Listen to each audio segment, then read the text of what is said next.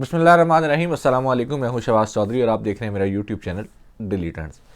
सियासत के अंदर जितनी अपनी कमज़ोरियां छुपाई जाएं या जितनी अपनी कमज़ोरियों का अपने मुखालफिन को फ़ायदा ना उठाने दिया जाए वही होता है। और यही चीज़ें आजकल पाकिस्तान की सियासत के अंदर हो रही हैं। इमरान खान साहब एक जानिब हैं, दूसरी जानिब इत्तेहादी हुकूमत है। 13 जमातों पर मुश्तमिल ये इत्तेहाद है जो वफाक में हुकूमत बना के बैठा हुआ है। कल बेनज़ीर की बरसी थी, बिलावल भुट्टो ने उसमें खिताब किया। वज़ीर ख़ारजा बिलावल भुट्टो ने खिताब करते हुए बड़ी अहम बातें की।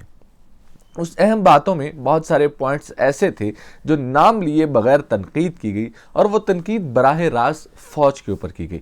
हकीकत ये है कि इस वक्त जो वफाकी हुकूमत है, जो 13 जमातों का इत्तेहाद है, वो अपनी अवामी मकबूलियत खोते जा रहा है और अपनी अवामी मकबूलियत बिल्कुल ख़त्म कर चुका है। यही वजह है कि ये इलेक्शन से डर रहे हैं और जितने भी, चाहे वो बल्दियाती इलेक्शन हों या ज़िमनी इलेक्शन हों, कराची के बल्दियाती इंतखाबात हों या इस्लामाबाद के बल्दियाती इंतखाबात हों। कराची के बल्दियाती इंतखाबात पीपल्स पार्टी के कहने के ऊपर 4 दफ़ा मुलतवी किए जा चुके हैं। इस्लामाबाद के बल्दियाती इंतखाबात 31 दिसंबर को होना थे, जो वफाकी हुकूमत की मर्ज़ी के मुताबिक इलेक्शन कमीशन ने मुलतवी कर दी है। और जितने इंतखाबी उम्मीदवार थे उन्होंने अपनी तमाम इंतखाबी जो मुहिम थी वो कंप्लीट कर ली थी। वो मुकम्मल करने के बाद अभी इलेक्शंस की तरफ जा रहे थे तो इलेक्शन कमीशन ने वो इंतखाबात मुलतवी कर दिए। अब वो इंतखाबात मुलतवी करने की क्या वजह थी, उसकी क्या रीज़न्स थी, वो सारी कल की मीडिया में डिस्कस हो रही हैं। कुछ इस वक्त आवाम को इदारक है इस बात का कि ये जो हुकूमत है, वफाकी हुकूमत, शायद उस तरह से आवाम के लिए कुछ कर ना पाए। मईशत जो है वो बिल्कुल ख़राब से ख़राब तर होती जा रही है। आए रोज़ कोई ना कोई कारखाने बंद हो रहे हैं, आए रोज़ फैक्ट्रियाँ बंद हो रही हैं, लोग बेरोज़गार हो रहे हैं, महंगाई आए रोज़ बढ़ रही है।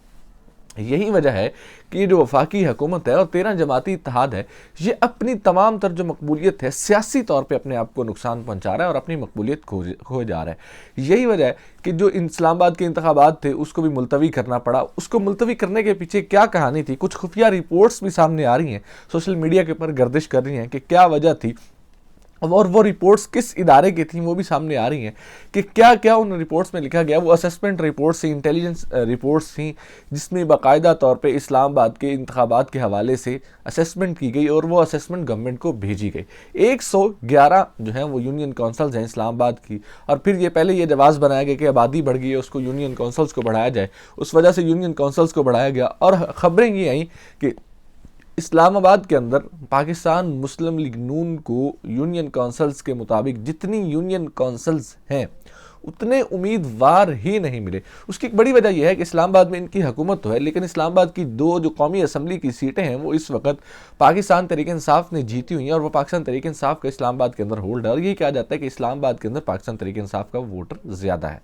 और यही वजह है, असेसमेंट रिपोर्ट्स भी यही है कि उन 111 कौमी असम्बली कह रहा हूँ, सॉरी, 111 जो यूनियन काउंसिल्स की नशिस्तें थीं, उन यूनियन काउंसिल्स की नशिस्तों में से 65 जो नशिस्तें थीं, 65 यूनियन काउंसिल्स की नशिस्तें वो पाकिस्तान तहरीक इंसाफ आसानी से जीत रही है, जिसके बाद 7 से 8 जो थी वो आज़ाद उम्मीदवार जीत रहे थे। और ये असेसमेंट रिपोर्ट्स भेजी गई और उस असेसमेंट रिपोर्ट्स की बुनियाद के ऊपर तमाम जो इंतखाबात थे वो मुलतवी कर दिए गए। बिलावल भुट्टो साहब ने कल तकरीर की और उस तकरीर में बाकायदा तौर पे ये सवाल पूछे कि दहशत गर्दी क्यों बढ़ रही है, बॉर्डर्स के दहशत गर्दी क्यों जो है वो ज़्यादा हो रही है, जेलों से दहशत गर्दों को किसने रिहा किया। सर, ये सवाल आपसे पूछने वाले हैं, आप इस मुल्क के वज़ीर ख़ारजा हैं, आप इस मुल्क के इत्तेहाद हुकूमत जो वफाकी हुकूमत है उसके मेन इत्तेहादी हैं, आप इस मुल्क की वफाकी हुकूमत के मेन कारकर्दा हैं और आप इस निज़ाम के ऊपर इस वक्त बैठे हुए और इस निज़ाम को चला रहे हैं। जो पिछली हुकूमत, चाहे वो किसी ने भी काम किए हों, जो अच्छे काम हुए उनका क्रेडिट तो आप ले रहे हैं। आप ये तो कह रहे हैं कि FATF के जो पाकिस्तान ग्रे लिस्ट से निकला वो मेरी सफारती कामयाबी और मेरी सफारती कोशिशों की वजह से निकला। लेकिन आपको ये सवाल ये पूछना पड़ रहा है, आप ये सवाल लोगों से पूछ रहे हैं कि जो दहशतगर्द जेलों से निकले उन दहशतगर्दों को जेलों से किसने निकाला, बॉर्डर मैनेजमेंट में जो मसले आए, जो बॉर्डर क्रॉस करके दहशतगर्द केपीके के इलाके में पहुंचे, वो दहशतगर्द किसने उनको इजाज़त दी और वो किस तरह से पहुंचे, ये सवाल आपसे पूछने वाले थे जो आप लोगों से पूछ रहे हैं। बिलावल भुट्टो साहब ने एक बात तो ये की कि जी दहशतगर्द जो जेलों से रिहा हुए वो किसने किए, जो अफगानिस्तान की जो बॉर्डर है उसको क्रॉस करके जो केपीके में दहशतगर्द आए वो कहाँ से आए, दहशतगर्दी की लहर क्यों बढ़ रही है, ये सवालों के जवाब आपने देने हैं। और उन सवालों के जवाब पूछते पूछते बिलावल भुट्टो साहब ने जो आर्मी के ऊपर बहुत सारी तनकीद भी की और बड़ी बातें भी की, और बहुत सारी ये कहा जी इदारा इस वक्त न्यूट्रल है और हम ये चाहते हैं कि इदारा न्यूट्रल हो। और साथ ही उन्होंने इमरान खान को ये बात की कि आप असेंबली में, हम आपको आखिरी वार्निंग देते हैं, आप असेंबली में आके बैठ के बात करें और उसके बाद मामलात को देखें कि किस तरफ मामलात जाते हैं।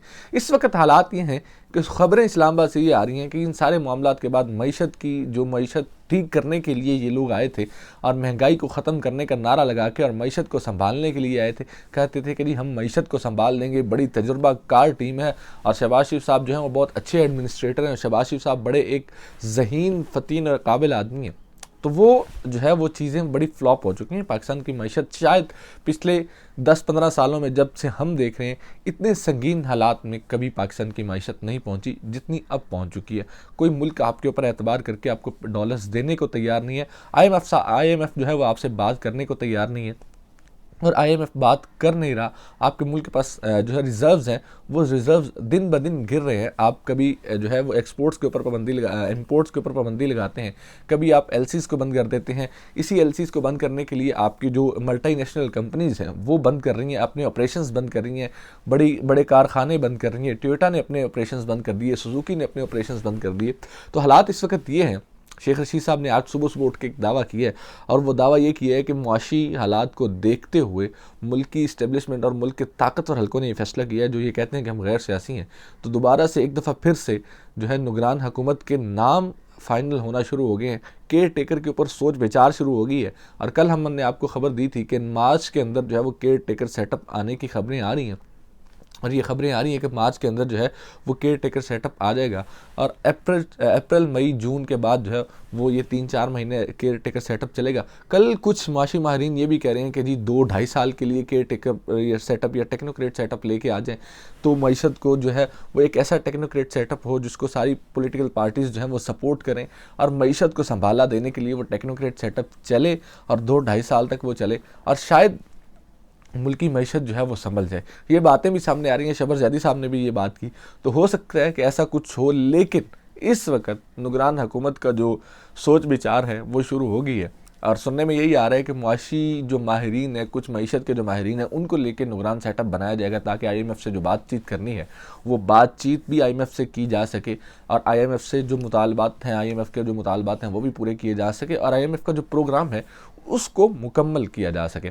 इस वक्त मेन चीज़ ये है कि कल जब इमरान खान साहब को बिलावल भुट्टो ने ये वार्निंग दी कि जी आप पार्लियामेंट में आके बैठ के बात करें और पार्लियामेंट में आके हमारे साथ सियासत के ऊपर बात करें, सियासतदानों की तरह बात करें, तो आज इमरान खान साहब की एक ज़मान पाक में अहम मीटिंग भी है, सर जोड़ के बैठे हैं। तो उसके बाद बहुत सारे अहम फैसले भी मुतवक्के हैं। एक तो पंजाब की सियासी सूरत हाल के ऊपर, पंजाब में भी थोड़ी सियासी सूरत हाल ख़राब है।